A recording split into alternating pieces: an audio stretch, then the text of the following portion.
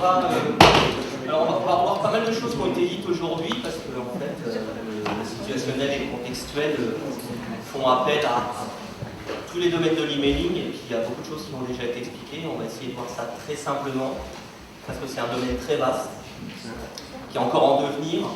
Il y a encore beaucoup de choses à faire au fur et à mesure que les technologies avancent et puis s'améliorent. On peut faire des choses de plus en plus précises et puis de plus en plus performantes au niveau des ciblages et des personnalisations. Je vais essayer de faire mes notes parce que je vais encore me perdre. Ok.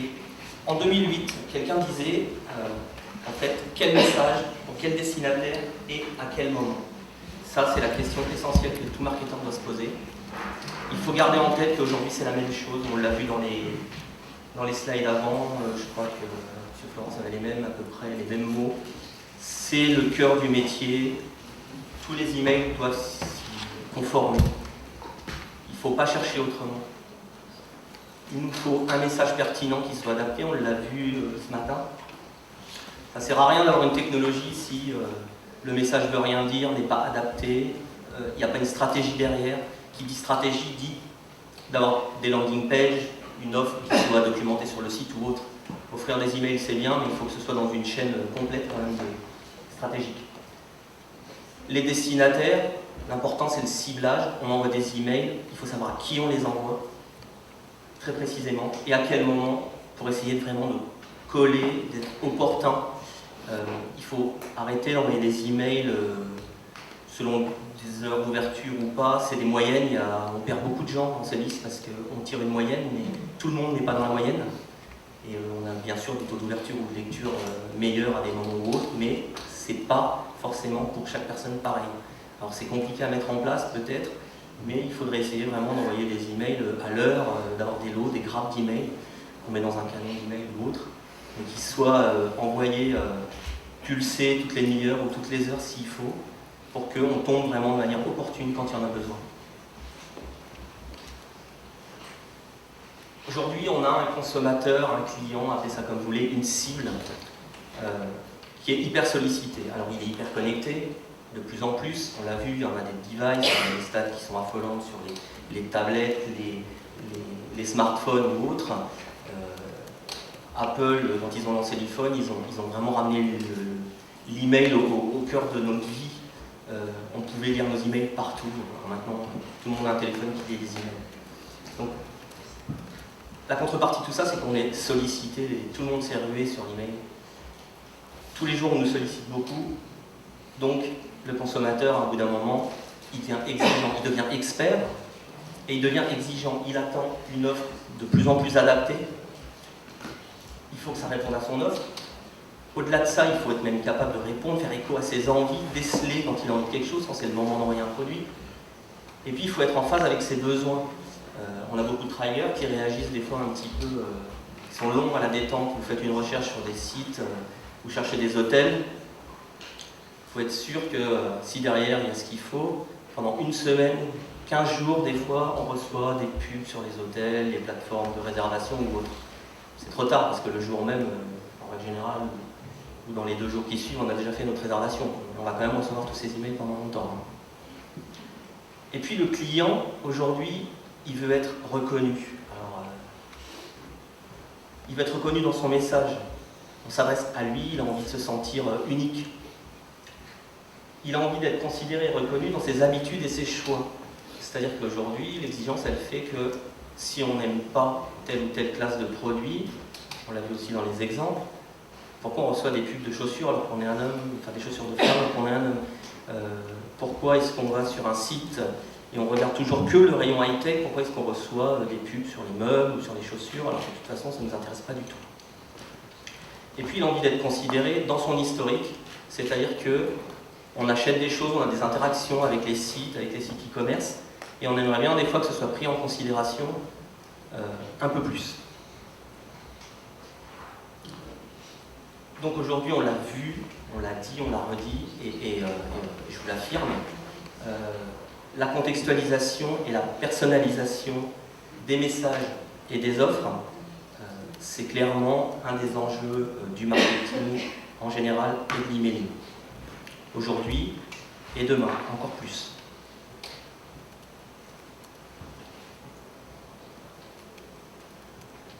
Je suis perdu, je savais. Alors, aujourd'hui, c'est pas compliqué la contextualisation. Avant, dans le temps, on n'avait pas les emails, il y avait des boutiques, et on avait des commerçants qui connaissaient ses clients dans la rue. Et en fait, ça n'a pas changé. C'est ce qu'on attend, on a envie d'être connu. Bonjour Madame Martin, vos petits-enfants, ça va? Ouais. Ah, j'ai reçu des tissus, je sais qu'ils vont vous plaire. Je vous les montre. En fait, quand on reçoit des offres, on a un petit peu envie de ça.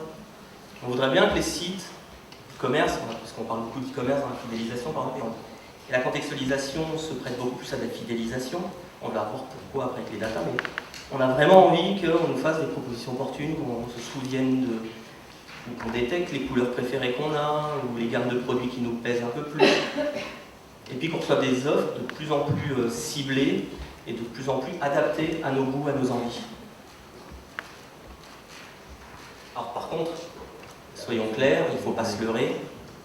Aujourd'hui, la contextualisation, l'amélioration des pratiques, c'est toujours dans un but unique, c'est faire du business. Que ce soit du conseil, de la vente de produits ou autre, on est tous des grandes personnes, on ne va pas se leurrer. Une marque, même quand on fait du branding, même quand on fait de la promotion de marque, la finalité c'est faire de la vente, quelle qu'elle soit. On va rester large dans la définition, mais c'est faire du business. Aujourd'hui, quand on manie des datas, quand on fait du data mining, quand on cherche à mettre en place des trackers et tout, c'est pour envoyer des emails ciblés, c'est pour faire de la transformation, c'est pour faire du business. Toujours. Alors vous voyez, j'en reviens à mon commerçant. En fait, la contextualisation et le situationnel, c'est pas très différent de ça, de nos petits commerçants. Donc du coup, c'est un principe de base qui n'est pas si compliqué que ça à appréhender. On va chercher à bien connaître notre client pour essayer de s'approcher le maximum de ce qu'il a envie, de ce qu'il aime, de lui faire des offres opportunes au moment où il faut, assez rapidement, et de répondre à ses attentes, ses envies et autres. Ça c'est simple, c'est pas compliqué. Est-ce qu'il y a quelqu'un qui ne comprend pas ce principe? Pas grand monde, tout le monde le comprend.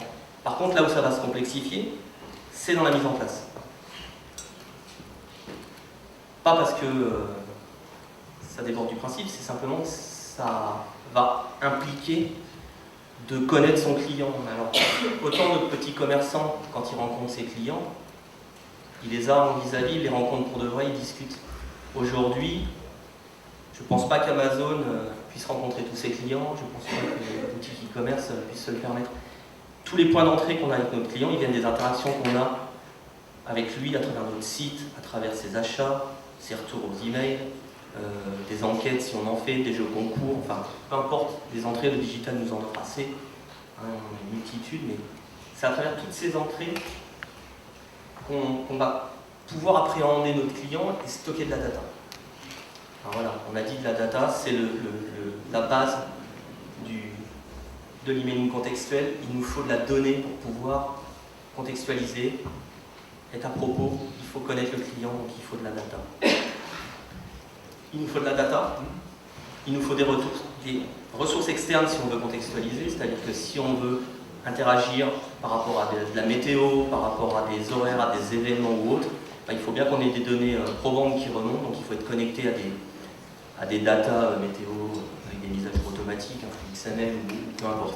Il y a des exports, enfin peu importe, il y a des mécaniques multiples et tellement différentes que voilà, il faut que notre outil soit capable de gérer tout ça.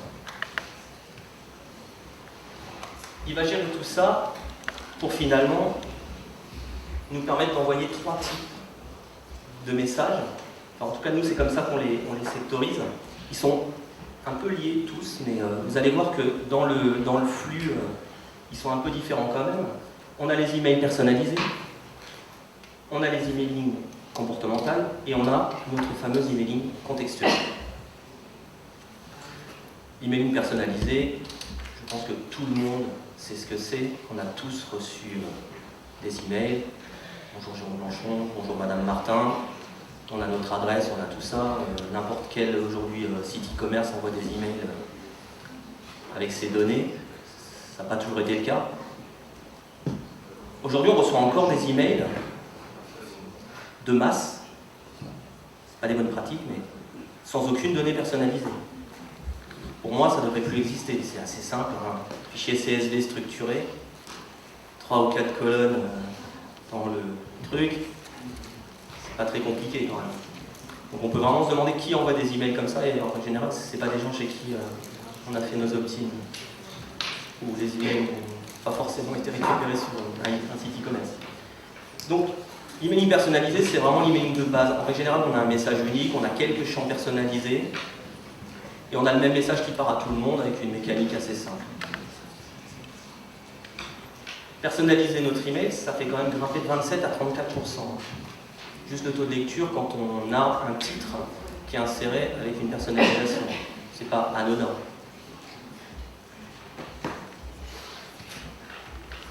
Notre deuxième facette, c'est l'emailing comportemental. Alors, l'emailing comportemental, il inclut de la personnalisation et il va ensuite être déclenché par des déclencheurs, nos fameux triggers, qui incluent ou pas nos données s'il y a de la recherche ou pas. Alors, on a du comportemental avec quelques contenus contextuels qui se personnalisent un petit peu, mais en général c'est assez rare. Et cet emailing, il reste assez global quand même. C'est un peu le même quand même. Et les triggers, le problème des triggers, c'est qu'ils ne sont pas toujours en temps réel. Sauf, bien sûr, si vous faites une inscription, vous avez vos messages bon anniversaire, c'est une programmation, ça part le jour même ou autre. Mais les déclencheurs qu'on peut avoir qui sont un petit peu déportés par rapport à des plateformes, merci pour un achat quand on passe dans une boutique physique ou d'autres choses comme ça, on a souvent un décalage et quelquefois, selon la structure qui gère tout ça, des décalages très importants.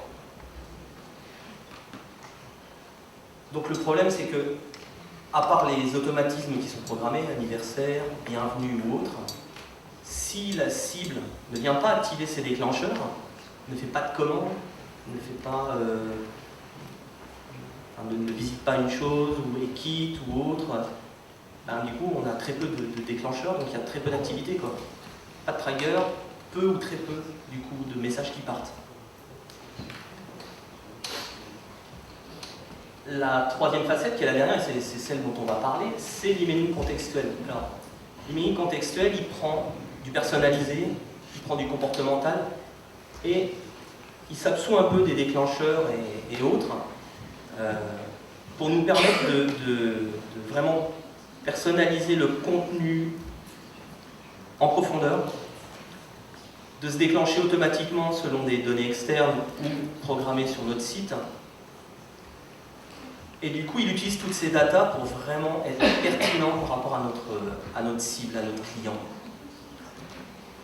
On a chargé nos datas, on connaît un peu de choses sur notre cible, on adapte, on tire une gamme de produits spécifiques au rayon qu'il a l'habitude de visiter, qui match un maximum avec les produits qu'il a déjà commandés.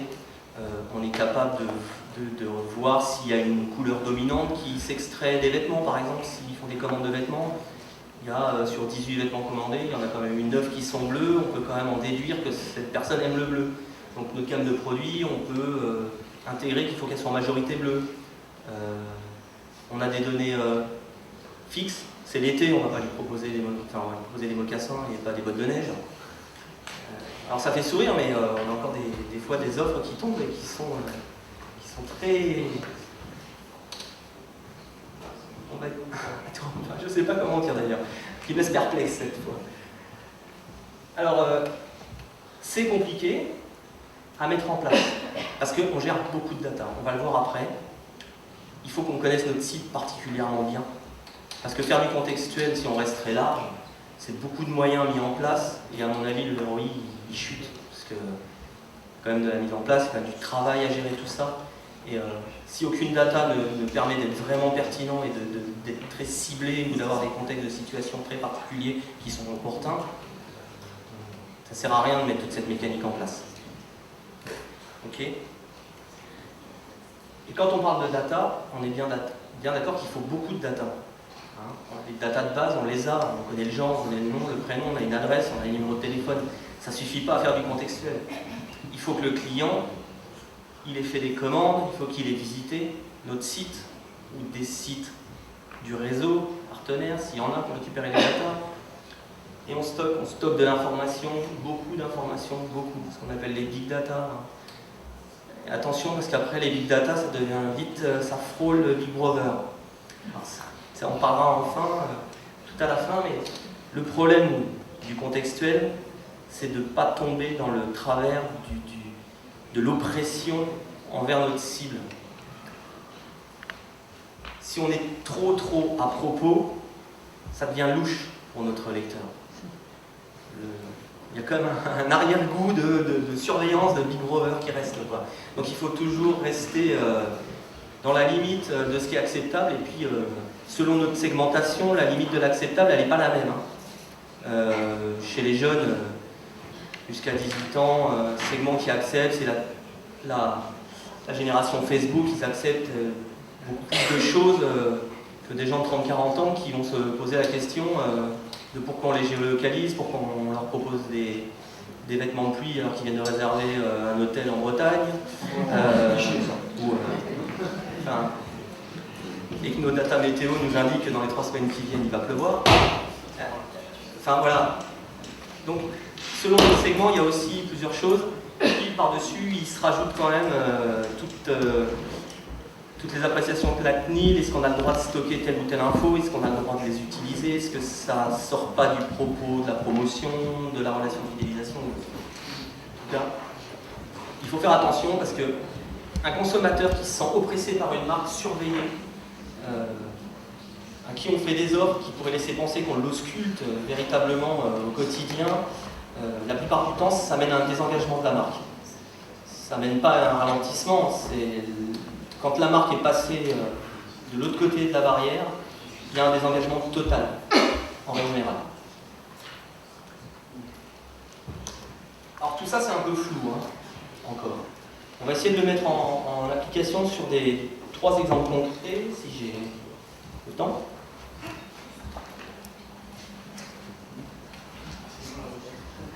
Alors, il pleut souvent en Bretagne, oui. Je ne sais pas s'il y a des Bretons dans la salle.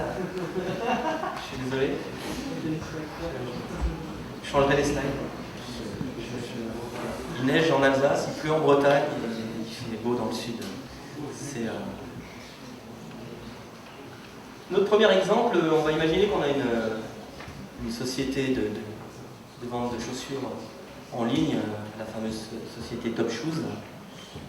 Et elle souhaite mettre en place en fait une campagne bimensuelle avec une approche un peu décalée, des visuels un peu décalés, et qui utiliserait en fait la data météo pour personnaliser et apporter un thème personnalisé en fait selon les régions à ses clients. Alors, aujourd'hui on est une donnée fixe, c'est-à-dire qu'on a de la data, on connaît le code postal de notre client. Avec le code postal, même imaginons qu'on n'avait pas demandé la région, avec l'API Google Maps, c'est très simple, on met ça en place, on peut faire un rapprochement, ou avec un listing même, une petite mécanique PHP, on peut faire un rapprochement qui va nous donner la région. Une fois qu'on connaît la région, on va s'occuper de voir que notre base client est bien segmentée, on va préparer en fait notre catalogue de produits, on va bien vérifier que tous les contextes de scénarisation, on a des produits à mettre dans chaque contexte, que chaque partie du scénario a ce qu'il faut. On aura conçu le scénario et on va prendre un abonnement ou trouver une connexion à des datas météo qui se mettent à jour régulièrement et qui nous donneront en fait une prévision à 3 jours. On rentre tout ça dans notre logiciel et on peut mettre en place notre emailing. On prépare des visuels, en fait, 3 visuels par région. Imaginons que le scénario propose 3 versions. Il pleut, il fait soleil, et une journée tempérée. Okay. On prépare 3 visuels contextuels. On prend l'île de Bretagne, on fait la photo sous la pluie. Je ne sais pas s'il y a nécessité forcément de faire la photo quand il fait beau, si on va le faire quand même. Et on va faire le visuel de l'île de Bretagne normale. Pour servir d'en-tête, on va préparer des champs contextuels pour notre message. avec des liaisons à des groupes de produits selon le scénario. On fera notre texte, c'est l'importance du texte, on l'a vu aussi ce matin. Et on va préparer en fait notre mécanique pour qu'elle nous remonte des produits. Alors aujourd'hui, notre contexte météo, au moment de l'envoi, mensuellement, prend les données météo du jour et des prévisions à 3 jours. Il en extrait automatiquement pour la Bretagne, et en fait il sera différent pour chaque région. Le contexte de l'image d'en-tête. La prévision est il va pleuvoir, il choisit une autre. Et c'est le code postal qui sertit dans la région de Bretagne. Il va nous insérer automatiquement une image de la Bretagne sous la pluie. Le message, il est déjà contextualisé, donc le scénario vient piquer notre message en insérant la région. Il pleut dans une région, et si le scénario dit pour telle et telle région on met des bottes, pour telle et telle région on met des cirés ou autre, et il insère notre message, et ensuite la mécanique va s'occuper d'aller piocher dans notre catalogue produit, selon des tags, selon des gammes de produits, selon toutes les datas qui sont mixées, une sélection de produits. 4, 6, 8, peu importe, vu la profondeur de votre catalogue. On pourrait même rajouter par-dessus des datas de préférence de couleur qui permettraient d'envoyer à Madame Martin parce qu'elle aime le bleu, plutôt des produits avec du bleu, ou autre. Enfin, on reste dans des exemples simples, mais ça peut se complexifier. Après, c'est simplement d'avoir les outils qu'il faut et les datas pertinentes. Automatiquement, ça génère les emails. Chaque personne dans chaque région a un email personnalisé. On peut le faire par ville, par code postal. Après, il faut produire la data. Il faut produire le scénario, il faut produire tout ça. Mais quand on a des équipes, on peut vraiment faire des scénarios complexes à l'extrême. Notre email se met en place et pas. Donc on a réussi à générer un email dynamiquement selon un contexte météo, géographique, avec des gammes de produits adaptées, qui répondent en fait à du besoin, puisqu'on va les regarder. On peut aussi faire attention que si c'est un homme ou une femme, on lui met des produits pour hommes ou des produits pour femmes aussi. Donc voilà. Vous avez des exemples de messages. Il fait grand soleil en Alsace. En Alsace. Et pour les hommes et pour les femmes, ce sera différent. On aura une collection de ballons pour les hommes et des ballons pour les femmes, et ainsi de suite. Par exemple, je suis désolé, mais c'est pour essayer de vous faire comprendre comment ça peut venir contextualiser. Un dernier exemple, parce qu'il est bien plus lourd, avec une liaison CRM. Jonathan nous en a parlé. On peut se connecter à notre CRM. Notre API nous remonte des datas. Ces datas, on peut les contextualiser selon des données externes. Donc ici, on a une société de service à la personne qui, en plus de ses activités, ne peut pas gérer tous les devis, donc elle cherche en fait à revendre ses devis à des prestataires. Elle a une base prestataire en France, dans toute la France. Ces prestataires sont listés, on a des codes postaux, on utilise encore une fois notre API pour décliner en fait des zones de couverture. Un prestataire intervient sur tel code postal, tel code postal, tel code postal. Ça, c'est le CRM qui a intégré toutes ces données. Donc du coup, notre emailing se fabrique en prenant le nombre de demandes de devis qui existent. Le CRM lui envoie le nombre de demandes de devis qui sont serties dans la couverture du client selon les codes postaux. Il en extrait s'ils ont été traités, pas traités, en attente, enfin autre. Ça fait une mise en forme conditionnelle. Et ensuite, ça route de manière personnalisée à chaque prestataire les demandes de devis pour une zone de couverture très précise. Le même prestataire, à 10 km d'écart, qui a une zone de couverture qui est différente, n'aura pas du tout les mêmes datas. Et là, c'est la liaison avec le CRM et notre outil d'emailing qui gère tout ça via une localisation et des dates de programmation, puisqu'en fait le CRM est aussi fait pour exporter les données à des dates très précises. Voilà, il va falloir que je m'arrête. On ne parlera pas d'écologie. Oula. Oui, finalement, des fois. Demain, on peut faire plein d'autres choses. Je reviens juste sur une dernière avant de couper parce que je vais faire tirer les oreilles. On a parlé ce matin des images embarquées contextuelles. J'en ai parlé dans le premier exemple. C'est des technologies qui existent déjà, effectivement, comme l'a dit aussi, mais qui sont très très peu encore utilisées pour diverses raisons. On a des caches sur les clients mail, on a des... À mettre en place, c'est très simple. On a au moins l'avantage de pouvoir contextualiser le premier appel de l'image. C'est-à-dire que quelqu'un qui appelle l'image à 15 h aura une image différente de quelqu'un qui appelle l'image à 19 h. On peut très bien mettre une pendule avec la date très précise, heure par heure, elle sera entièrement contextualisée, au moins au premier appel. Certains clients laissent le push remettre à jour l'image et certains ne le font pas, donc c'est risqué. Et ça, s'il y a des gens qui veulent savoir comment on fait, on vous dira, il y a plusieurs solutions. Il y a du PHP, il y a un petit mécanisme PHP qui change juste le nom d'un dossier sur votre serveur de stockage et c'est encore plus simple. Voilà.